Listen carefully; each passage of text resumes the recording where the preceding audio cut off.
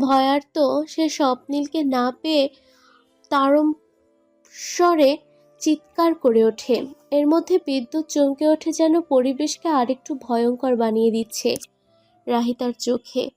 এ ধোঁয়াশা অন্ধকারে রাহিতা কোন দিক যাবে ভেবে পেল না।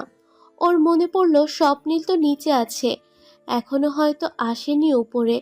আর এখান থেকে তো ওর চিৎকারও শোনার কথা না। এখন কি হবে?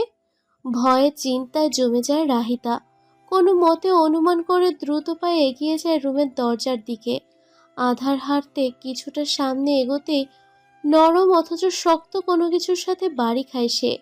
ভয়ে আবারও মৃদু স্বরে চিল্লিয়ে ওঠে রাহিতা।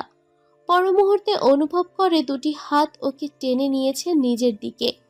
কিছুক্ষণের মাঝেই রাহিতা নিজেকে উপলব্ধি করে স্বপ্নীলের প্রশস্ত বুকে। প্রায় সাথে সাথেই স্বপ্নীলের আওয়াজ কানে আসে। রাহি, ভয় পেয়েছো? এটা আমি। স্বপ্নীলের কণ্ঠে যেন প্রাণ ফিরে পায় রাহিতা। আষ্টে পিষ্টে জড়িয়ে ধরে মুখ গুজে পড়ে থাকে ওর বুকে। রাহিতার ভয় বুঝতে পেরে ওকে সামলানোর জন্য মাথায় সযত্নে হাত বুলিয়ে দেয় স্বপ্নীল। নরম সুরে বলে, এই মেয়ে, ভয় পাচ্ছ কেন এত? আমি আছি তো। জেনারেটর চালু হবে কিছুক্ষণের মধ্যে। রিল্যাক্স। হিস। আপনি কখন এসছেন? আমার চিৎকার শুনেও আওয়াজ দেননি কেন? আমি কতটা ভয় পেয়েছি আপনি জানেন? ধীরস্বরে বলে রাহিতা। এদিকে ভয় ও লজ্জায় কণ্ঠ নেতিয়ে গেছে ওর। কিছুক্ষণ সেভাবেই অতিক্রম হলো। রাহিতা ভয়ে ওকে ছাড়তেও পারছে না। আবারও প্রথম এতক্ষণ স্বপ্নীলের বুকে লেপ্টে থাকতে বেশ লজ্জা ও অস্বস্তি হচ্ছে ওর। তবে রাহিতার লজ্জা লাগলেও স্বপ্নীলকে অতটা বিচলিত হতে দেখা গেল না। সে বেশ নির্বিকার ও স্বাভাবিক। মিনিট পাঁচেক অতিক্রম হওয়ার পরেও যখন কারেন্ট এলো না, তখন দ্বিধাগ্রস্ত রাহিতা স্বপ্নীলের উদ্দেশ্যে বলল, আপনি না বললেন জেনারেটর চালু হবে কিছুক্ষণের মধ্যে, তবে এখনো লাইট চালু হচ্ছে না কেন? রাহিতার প্রশ্নে স্বপ্নীলকে হাসতে দেখা গেল। হাসির ধমকে বুকটা হালকা কেঁপে উঠল ওর। সে খানিকটা ঝুঁকে রাহিতার কানের কাছে মুখ আনল। অতঃপর বেশ শান্ত অথচ রহস্যময় কণ্ঠে বলল, বাইরে বৃষ্টি, বাসায় আমরা দুজন একা। যদি আজ ইলেকট্রিসিটি না আসে তাহলে? স্বপ্নীলের প্রশ্নে এক শীতল স্রোত বয়ে গেল রাহিতার শিরদাঁড়ায়। বিস্মিত সে হতভম্বয় ঝট করে সরে দাঁড়ায় স্বপ্নীলের বুক থেকে। রাহিতার হঠাৎ এভাবে সরে যাওয়ায় খানিকটা অবাক হয় স্বপ্নীল। ওর অগোচরেই রাহিতার বুকে দুরু দুরু হৃৎকম্পন বাড়তে থাকে। শ্বাস প্রশ্বাস পাল্লা দিয়ে ওঠানামা করে। শুষ্ক ঢোল গিলে রাহিতা ইতস্তত কণ্ঠে বলে, এমন কিছুই হবে না, এক্ষুনি লাইট এসে যাবে, আমি জানি। রাহিতার কথা বলার ধরনে হেসে ফেলে স্বপ্নীল। নিশ্চুপ কক্ষে ওর হাসির শব্দ আরেকটু লজ্জা পায় মেয়েটা। তবে অন্ধকারে একে অপরের চেহারা দেখে না যাওয়ায় কেউ কারো রিয়াকশন দেখতে পায় না। বাতাসে জানালার পর্দা সরে যায়। ক্ষিপ্ত মেঘের ঘর্ষণে বিদ্যুৎ চমকে ওঠে। সেই আলোতে এক মুহূর্তের জন্য দুজনের দৃষ্টি বিনিময় হয়। এই আবছা অন্ধকারেও দুজন অনুভব করে নিজেদের হৃদয়ে ছুটতে থাকা ভিন্ন ভিন্ন অনুভূতির জোয়ার। একজনের মনে যেখানে ভয়, লজ্জা ও উৎকণ্ঠা, সেখানে অপরজনের মনে নবপ্রেমের জোয়ার।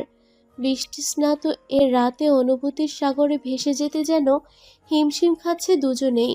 মনের নিষিদ্ধ অনুভূতিগুলোকে নাড়া দিতেই প্রচণ্ড জোরে বজ্রপাতের শব্দ হয়। বিদ্যুতের ঝলকানিতে যেমন এক মুহূর্তের জন্য চারপাশ আলোকিত হয়ে ওঠে, ঠিক তেমনি বিকট গর্জনে ভয় পেয়ে পুনরায় স্বপ্নীলের কাছে যেতে বাধ্য হয় রাহিতা। চোখ মুখ খিচে সর্বশক্তি দিয়ে আঁকড়ে ধরে প্রিয়তমকে। রাহিতার উৎকণ্ঠা বুঝে ওকে শক্ত করে বাহু বন্ধনীতে আবদ্ধ করে রাখে স্বপ্নীল। বেশ কিছুক্ষণ সময় দেয় শান্ত হওয়ার, তবুও রাহিতার কম্পন থামছে না। ওকে অভয় দিয়ে শেষমেশ স্বপ্নীল এক অদ্ভুত কাণ্ড করে বসে। ক্রমাগত চুলে হাত বুলানোর এক ফাঁকে হঠাৎ অতি সন্তর্পণে খুব যত্নে এক গাঢ় চুমু খায় রাহিতার কপালে। প্রায় 2 মাস হতে চলল বিবাহিত জীবনের। এই প্রথমবার স্বপ্নীলের উষ্ণ স্পর্শ পেয়ে এক মুহূর্তের জন্য হার্টবিট মিস করে রাহিতা। অনুভূতিতে আশার হয়ে যেন কিছুক্ষণের জন্য শ্বাস নিতেও ভুলে গেল সে। আক্ষিদ্বয় একই সাথে ভালো লাগা ও বিস্ময় বড় হলো নিমিষেই। স্বপ্নিলের বুক থেকে মাথা তুলে উপরে তাকালো রাহিতা। না দেখেও এ অন্ধকারে সে অনুভব করলো স্বপ্নিল মাথাটা ঝুঁকিয়ে রেখেছে এবং এখনো ওর দিকেই তাকিয়ে আছে ভালো আধারির খেলায়। একে অপরের মায়ায় মহাবিষ্ট হয়ে দুজনের মধ্যিখান দূরত্ব আরো খানিকটা ঘুচবে ঠিক এমন মুহূর্তে নিষ্ঠুরের মতো ব্যাঘাত ঘটালো ইলেকট্রিসিটি। লাইটের তেজ আলোয় কয়েক পল চোখ বন্ধ করে রাখলো দুজনে।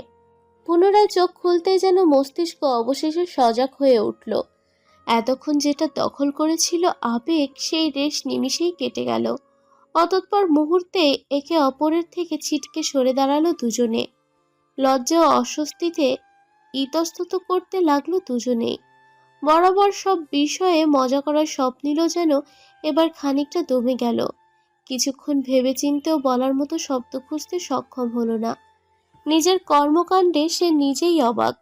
যদিও একদিনে সে নিজেও বুঝেছে যে সে ধীরে ধীরে রাহিতার প্রতি বেশ ভালোই দুর্বল হয়ে পড়েছে, কিন্তু তাই বলে হুট করে এভাবে নিজের ওপর নিয়ন্ত্রণ হারানোর ব্যাপারটা সচরাচর ওর সাথে ঘটে না। তবে রাহিতার সংস্পর্শে আসলে যেন সবকিছুই এলোমেলো হয়ে যায়। অতি কষ্টে পাথর হয়ে যাওয়া মনটাতেও যেন রং বেরঙের ফুল ফোটে। পুনরায় ভালোবাসার ভেলায় চড়তে মন সানন্দে রাজি হয়। অপরদিকে মস্তিষ্ক তা মানতে নারাজ। একবার প্রেমে ধোঁকা খেয়ে পুনরায় সে পথ মারাতে ভয় দেখায়।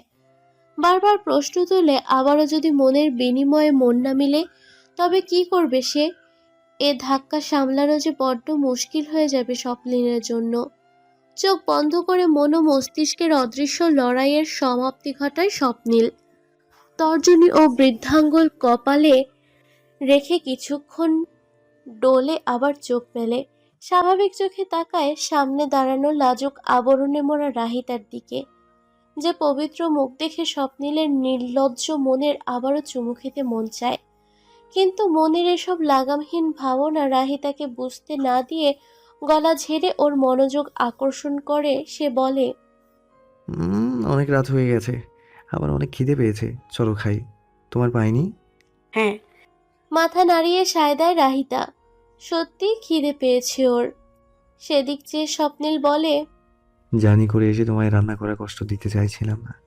বৃষ্টি বাদল না হলে খাবার অর্ডার দিতে পারতাম, কিন্তু এই বৃষ্টিতে ভিজে কেউ ডেলিভারি দিতে আসবে না। আরে কিসের কষ্ট? এটা কোনো ব্যাপারই না, আমি নিচে যাচ্ছি, দেখছি ফ্রিজে কিছু আছে কি নাকি। বলতে বলতেই রুম থেকে বেরিয়ে সিঁড়ির কাছে যেয়ে আটকে যায় রাহিতা।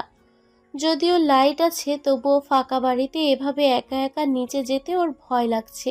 কিন্তু সেটা স্বপ্নিলকে কিভাবে বলবে? এমনি একটু আগে যা হলো তাতে এখনো লজ্জার রেশ কাটেনি ওর। না জানি স্বপ্নিল কি ভেবে বসে। রাহিতা যখন নিজ ভাবনায় বিভোর, তখন পেছন থেকে স্বপ্নিলের আওয়াজ কানে ভাসে। কি হলো, দাঁড়িয়ে গেলে কেন মাঝপথে? পেছন ফিরে স্বপ্নিলকে আসতে দেখে মনে মনে বেশ খুশি হয় রাহিতা। যে খুশির রেশ ওর চোখে মুখে স্পষ্ট ভাসে। সে মাথা নাড়িয়ে কিছু না বলে পুনরায় হাঁটা আরম্ভ করে। নিচে নেমে সোজা রান্নাঘরে চলে যায় দুজনে। ফ্রিজ ঘেটে দুজনে খাওয়ার মতো যখন কোনো তরকারি পেল না, তখন পিছন ফিরে স্বপ্নিলের উদ্দেশ্যে রাহিতা বলে, তরকারি তো নেই তেমন। রাহিমা খালা তো জানতেন না আমরা আসছি, আর উনি বাড়ি চলে যাবেন দেখে বোধহয় কিছু রাঁধেননি। এখন কি রান্না করব, কি খাবেন বলুন? ঝটপট হয়ে যাবে এমন কিছু বানাও তো। আমার ভীষণ ক্ষুধা পেয়েছে রাহি, একটা কিছু বানালেই হলো, পেট ভরার মতো। ঠিক আছে, খিচুড়ি খাবেন? ফ্রিজে বেগুন দেখলাম কয়েকটা, খিচুড়ি বেগুন ভাজিও ওর সাথে ডিম ভাজি করলে কেমন হয়? বেস্ট হয়। বৃষ্টির দিনে খিচুড়ির চেয়ে ভালো কিছু হতেই পারে না। চলো তাড়াতাড়ি শুরু করো, আমিও হেল্প করছি তোমায়। স্বপ্নিলের কথায় মাথা নাড়িয়ে কাজ শুরু করে রাহিতা। চাল বের করতে করতে হেসে জিজ্ঞেস করে, কি হেল্প করবেন? আমিই করছি, লাগবে না আপনার কিছু করা। কেন? নিজের বউয়ের হেল্প করতে সমস্যা কোথায়? এখানে লজ্জার তো কিচ্ছু নেই। আমার মা আমাকে এই শিক্ষা দিয়েছে।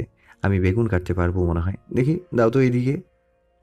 কথা বলতে বলতেই ফ্রিজ থেকে বেগুন বের করে ধুয়ে ফেলে স্বপ্নিল। রাহিতা খিচুড়ি চুলায় বসিয়ে এসে ওর সাথে বেগুন কাটতে আরম্ভ করে। দুজনে মিলে কথার ফাঁকে ফাঁকে বেশ খানিকটা কাজ এগিয়ে নেয়। কাটা শেষ, স্বপ্নিল সবেমাত্র হাত ধুয়েছে। এমন সময় ওর ফোন বেজে ওঠে। হাত মুঠে সেদিক এগিয়ে যেতেই দেখে মা ফোন দিয়েছে। ফোন ধরতেই দিলারা বেগম বলেন, কি রে, বাসায় পৌঁছেছিস তোরা? একবার ফোন দিয়ে জানালিও না। আমার কি টেনশন হয় না? সরি মা, এইদিকে বেশ বৃষ্টি হচ্ছে তো। আমরা বাসায় পৌঁছেছি ঘন্টাখানেক হবে। ফোন দিতে যেয়ে ভুলে গেছিলাম। আচ্ছা, রাহি কোথায়? ওকে ফোন দে তো। কি খাবি তোরা আজ? রহিমাকে বল বানিয়ে দেবে। রহিমা খালার ভাই অসুস্থ, তাই গ্রামে চলে গেছে মা। বাসায় এসে জানতে পারি দারোয়ানের থেকে চাবি রেখে গেছে। তুমি চিন্তা করো না, আমরা ম্যানেজ করে নিচ্ছি। রাহিতা রান্না করছে, স্পিকারে দিচ্ছি, দাঁড়াও। স্বপ্নীল ফোন স্পিকারে দিতেই রাহিতা কথা বলে, হলো মা, আপনার চিন্তা করার দরকার নেই। আমি চুলোয় খিচুড়ি বসিয়ে দিয়েছি। এখন বেগুন ভাজা করব, সাথে ডিম ভাজা। এইটুকুই আজ ডিনারের জন্য বেশ হবে। বাহ, ভালো করেছিস তো। তা তুই একা একাই সব করেছিস নাকি? আমার বাদরটা কি শুধু দাঁড়িয়ে দাঁড়িয়ে দেখছে নাকি তোর সাহায্যও করছে? রাহিতা, তোমার শাশুড়িকে বলে দাও আমি বসে বসে খাওয়ার মানুষ নই, কাজ করে তবেই খাই। মায়ের কথার বিপরীতে ব্যঙ্গাত্মক স্বরে বলে উঠল স্বপ্নীল। ওর কথায় মুখ টিপে হাসল রাহিতা। শাশুড়ির উদ্দেশ্যে বলল, উনি আমায় হেল্প করছেন মা, দুজন মিলেই করছি সব কিছু। আচ্ছা, যাক, তাহলে তোরা রান্না বাড়া কর, কাল কথা হবে। রাখছি কেমন? আল্লাহ হাফিজ।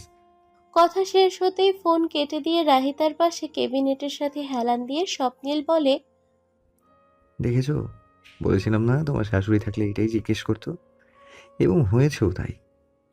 আমার শাশুড়ি মা অনেক ভালো। মুচকি হেসে বলে রাহিতা।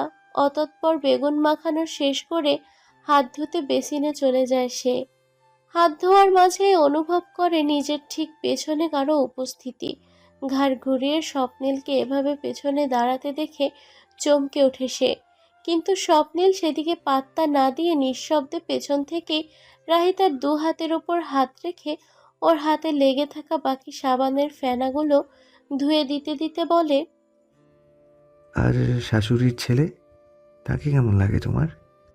হঠাৎ স্বপ্নীলের এমন কাজে ও কথায় এতক্ষণ শান্ত হয়ে থাকা হৃদস্পন্দন আবারও বাড়তে থাকে রাহিতার। মনে মনে ভাবে মায়ের ছেলেকে তার কেমন লাগে। এটা ঠিক কিভাবে জানাবে তাকে, যদি স্বপ্নীল কিছু মনে করে। স্বপ্নীল তখন যতই সহজ হোক, রাহিতার সাথে যতই হাসি খুশি হয়ে মেলামেশা করুক, দিন শেষে তাদের সম্পর্কে এই একটা জায়গা কেন যেন একটা প্রশ্নবোধক চিহ্ন থেকেই যাচ্ছে। কবে ওরা পুরোপুরি স্বাভাবিক একটা দম্পতি হবে সেটা রাহিতার জানা নেই।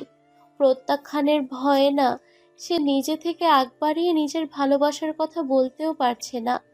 পাছে ভয় হয় যদি স্বপ্নীল আবারও মন ভেঙে দেয়। অ্যাটলিস্ট আজকের ঘটনার পর রাহিতা বুঝেছে স্বপ্নীল ওর প্রতি দুর্বল, কিন্তু সে এখনো বিষয়টা স্বীকার করতে প্রস্তুত নয়। তাই তো তখন এভাবে প্রসঙ্গ পাল্টে রাহিতাকে নিয়ে নিচে চলে এলো। স্বপ্নীল টের না পেলেও রাহিতা ঠিকই বুঝেছে, তাই সেও আর কোনো প্রতিক্রিয়া না দেখিয়ে চুপচাপ চলে এলো। দ্বিধান্বিত রাহিতার চিন্তাধারায় ব্যাঘাত ঘটল যখন মুখের ওপর ভেজা কিছুর উপস্থিতি অনুভব হলো। চোখ পিটপিটিয়ে সামনে তাকাতেই দেখে ওর মুখে হাতের পানি ছিটিয়ে দিয়েছে স্বপ্নীল। চোখ মুখ কুঁচকে রাহিতা সেদিক তাকিয়ে স্বপ্নীল ভ্রু নাচায়, যা দেখে বিরক্তের সহিত তাকাতেই ওকে ছেড়ে সরে দাঁড়ায় স্বপ্নীল। রাহিতা দাঁতে দাঁত চেপে বলে, শাশুড়ির ছেলে একটা আস্ত ফাজিল। এখন সরুন এখান থেকে, ডিম বেগুন ভাজতে হবে। খিচুড়িও প্রায় হয়ে গেছে, সময় নষ্ট হচ্ছে। রাহিতার কথায় সাই দিয়ে স্বপ্নীল নিজেও সরে গেল। অতঃপর দুজন মিলে গল্পের সাথে সাথে আজকের জন্য রান্নার আয়োজন সম্পন্ন করলো। খেতে বসে স্বপ্নীলের মনে হলো রাহিতার রান্নার হাত বেশ ভালো।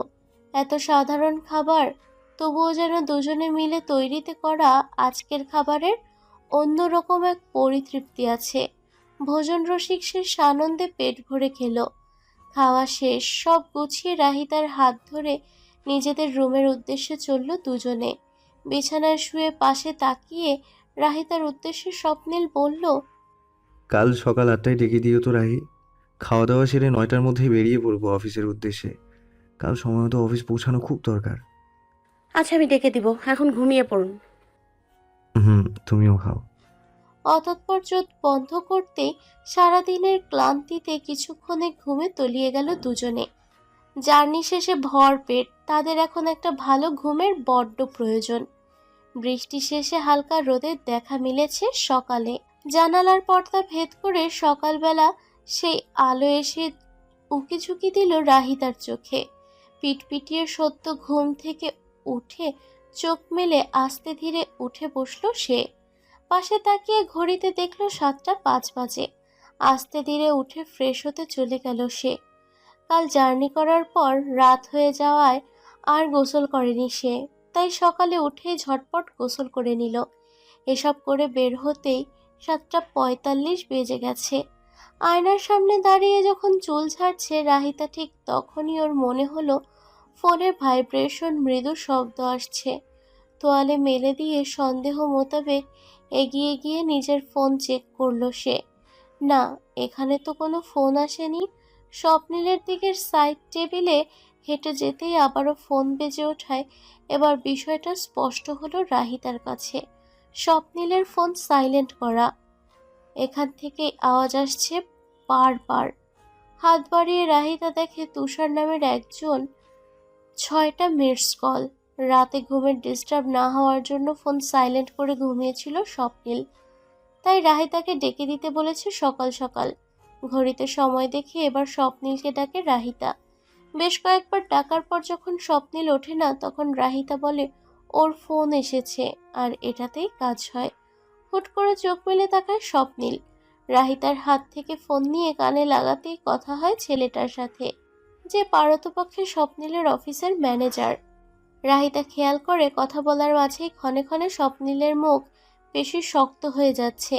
মনে হচ্ছে কোনো কারণে ব্যাপক রাগান্বিত সে। কৌতূহলী রাহিতা কল কাটার পর কি হয়েছে জিজ্ঞেস করতেই যেন স্বপ্নিল রাগে ফেটে পড়ে। ফোনের রাগ ওর উপর ঝেড়ে বলে, 8টা 16 বাজে এখন। তোমায় বলেছিলাম না 8টায় আমাকে ডেকে দিতে? এখন রেডি হব কখন, খাবো কখন, আর যাবো কখন? একটা দিন ডেকে দিতে বলেছি, তাও করতে পারলে না তুমি। অনেকদিন পর স্বপ্নিলের এমন ধমকে অবাকের চূড়ান্তে পৌঁছে যায় রাহিতা। কষ্টে ওর চোখে পানি চলে আসে। সে তো ঠিক সময়ে ডেকেছিল স্বপ্নিলকে। সে নিজেই তো ফোনে কথা বলে এতগুলো সময় নষ্ট করলো। এটা কি রাগের মাথায় খেয়াল করেনি সে? রাহিতা নিজের পক্ষে কথা বলতে ধরে, চোখের পানি বের হতে দেয় না। চোখ মুখ শক্ত করে মুখ ফুটে বলে, একদম আমার উপর দোষ দেবেন না বলে দিচ্ছি। আমি ঠিক 8টাতেই আপনাকে ডেকেছি।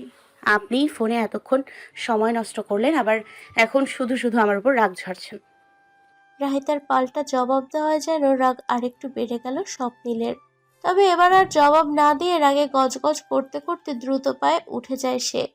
রাগের মাত্রা বোঝাতে ঠাস করে বাথরুমের দরজা লাগিয়ে বুঝিয়ে দেয় সে ক্ষেপে আছে। ফ্রেশ হয়ে বেরোতেই ওর কাপড় চোপড় বিছানার ওপর রেডি করে রাখা দেখেও কিছু বলে না স্বপ্নিল। তাড়াতাড়ি রেডি হয়ে বিনা নাস্তা করেই চলে গেল অফিসের উদ্দেশ্যে। যাওয়ার আগে রাহিতার সাথে আর একটা কথাও বলল না সে। ব্যস্ত হাতে কাকে যেন ফোন করে কথা বলতে বলতে বেরিয়ে গেল বাসা হতে। হঠাৎ স্বপ্নিলের এমন বদলে যাওয়া আচরণে অভিমান জন্মে রাহিতার ছোট্ট মনে। কই, সে তো কিছু করেনি, তবে কেন স্বপ্নিল ওর উপর এভাবে রাগ ঝাড়লো? ওর কি খারাপ লাগে না? আর তার চেয়েও বড় কথা, কিসেরই বা এত রাগ, এত ক্ষোভ জন্মালো স্বপ্নিলের মনে, যার কারণে সে এভাবে এত তাড়াহুড়ো করে ঢাকায় আসলো? হয়েছেটা কি ওর অফিসে? বারান্দার রেলিং ঘেঁষে দাঁড়িয়ে স্বপ্নিলের চলন্ত গাড়ির দিক তাকিয়ে ভাবতে থাকলো রাহিতা। সকাল 10টা, বারান্দায় চুপচাপ বসে আছে রাহিতা। স্বপ্নিলের ওপর রাগে কিছু খায়নি সে সকালে। মনের মাঝে মুঠো ভরা অভিমান ও রাগ নিয়ে ফুঁসছে শুধু। কিছুক্ষণ আগে দিলারা বেগমের সাথে কথা হয়েছে তার।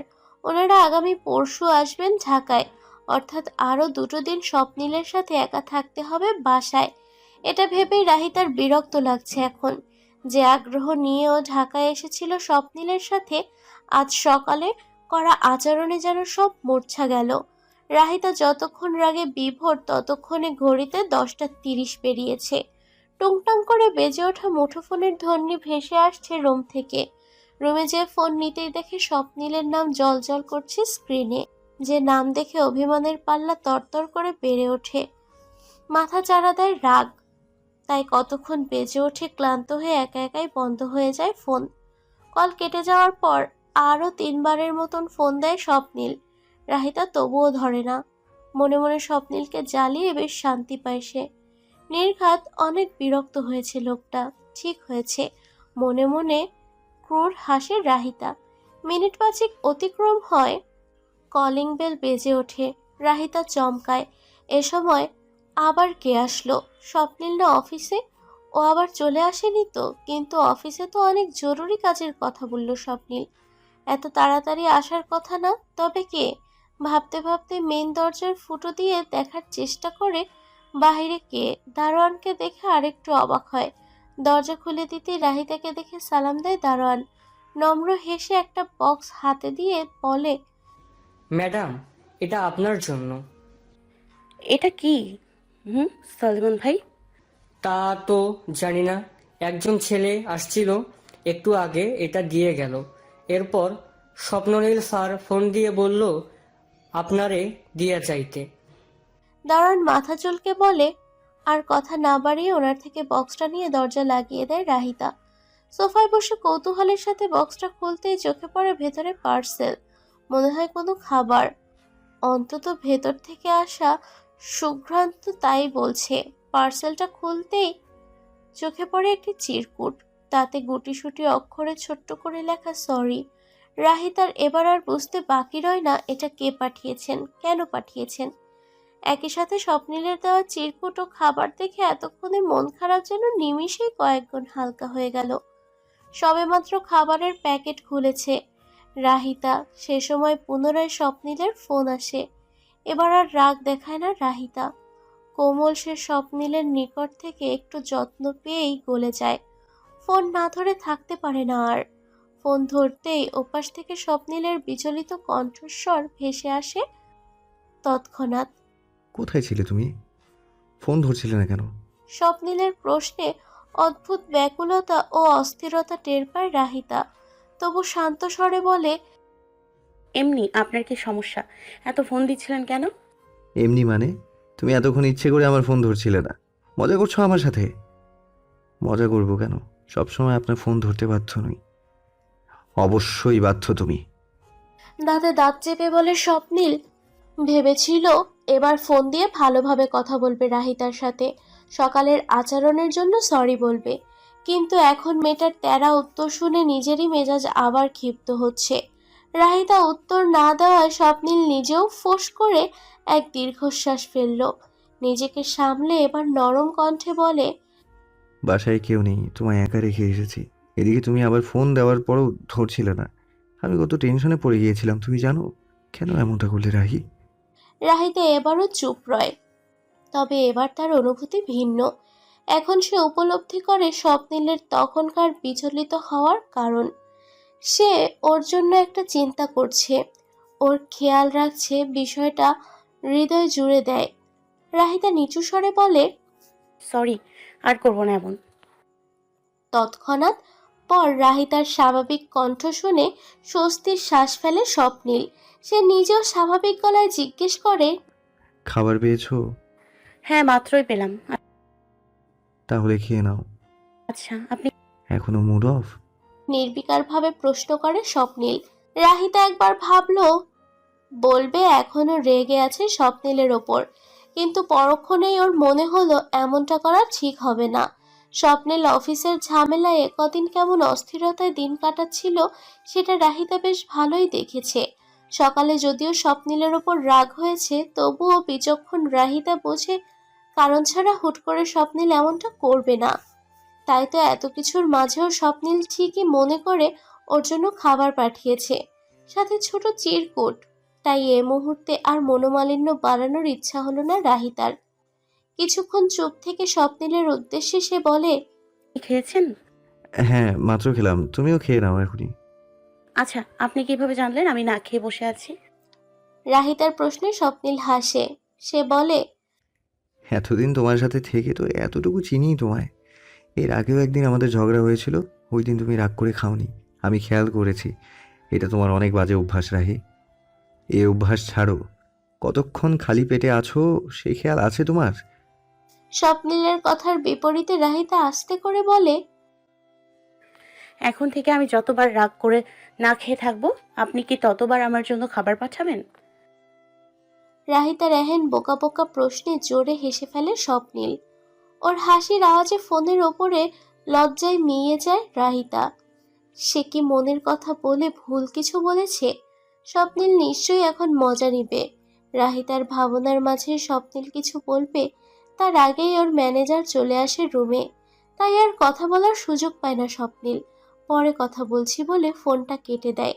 এদিকে স্বপ্নিলের হুট করে ফোন কেটে দেওয়ায় খানিকটা মিয়ে যায় রাহিতা। ভাবে ওর সেই প্রশ্ন করাটা উচিত ছিল না হয়তো। মনে হয় স্বপ্নিল ইতস্তত বোধ করেছে, যার ফলে এভাবে ফোন কেটে দিল। মনে মনে হতাশ হয়ে খাবারের প্যাকেট খোলে রাহিতা। দুটো চিকেন স্যান্ডউইচ পাঠিয়েছে স্বপ্নিল। তা দেখে প্রশস্ত হাসে রাহিতা। ও একদমই ভারী নাস্তা করতে পারে না সকালে। এই বিষয়টাও খেয়াল করেছে স্বপ্নিল। ভাবতে অন্যরকম ভালো লাগে। মিটিং রুমে অফিসের সদস্যদের সাথে বসে আছে স্বপ্নিল। তার অধীনে কাজ করা এক কর্মচারী তাদের কোম্পানির সাথে বিশ্বাসঘাতকতা করেছে। এক বড় বিদেশি কোম্পানির সাথে ডিল করার জন্য স্বপ্নিলদের কোম্পানির যে প্রেজেন্টেশন রেডি করেছিল তা ওই ব্যক্তি আরেকটি প্রতিদ্বন্দ্বী কোম্পানির কাছে ফাঁস করে দিয়েছে। জুবাইর নামক সেই ব্যক্তি মূলত ওই কোম্পানির স্পাই হিসেবে কাজ করছিল, যা কিছুদিন আগেই জানতে পারে স্বপ্নিল। কিন্তু ততক্ষণে দেরি হয়ে গেছে, যার ফলে সব মিলিয়ে এ ব্যাপারে বেশ বিপাকে পড়েছে স্বপ্নিলের কোম্পানি। এ স্বল্প সময়ে কিভাবে সব সামাল দিবে ভেবে পাচ্ছে না কেউ। সে বিষয়ে আলোচনা করতেই কোম্পানির সব গুরুত্বপূর্ণ পোস্টের মেম্বারদের নিয়ে আজকের এই মিটিং। সবার আলোচনা শেষে ঠিক করা হলো ওরা যে সরাসরি ওই বিদেশি ডিলারদের সাথে দেখা করবে এবং এ বিষয়ে কথা বলবে। উপায় না পেয়ে শেষমেশ স্বপ্নিল নিজেও রাজি হয়। ম্যানেজার জিজ্ঞেস করে সব ঠিকঠাক করে কবেরকার ফ্লাইট বুক করবে। কিছুক্ষণ ভাবনা চিন্তা করে স্বপ্নিল বলে সামনের সপ্তাহের টিকিট বুক করতে। একই সাথে ওর সাথে যারা যাবে তাদের উদ্দেশ্য জিজ্ঞেস করে। কারো কোনো সমস্যা নেই তো? না স্যার, আমাদের যেহেতু ভিসা করাই আছে, তাহলে সামনের সপ্তাহে গেলে কোনো প্রবলেম হবে না। সবাই গোছগাছও করতে পারবো। তাহলে আজকের মিটিং এখানেই শেষ। যে যার মতো কাজ হ্যান্ডেল করুন, আর যে আমাদের সাথে বিশ্বাসঘাতকতা করেছে তাকে আমি দেখে নেব। ওকে স্যার, আমরাও চাই ওর বিরুদ্ধে কোনো আইনি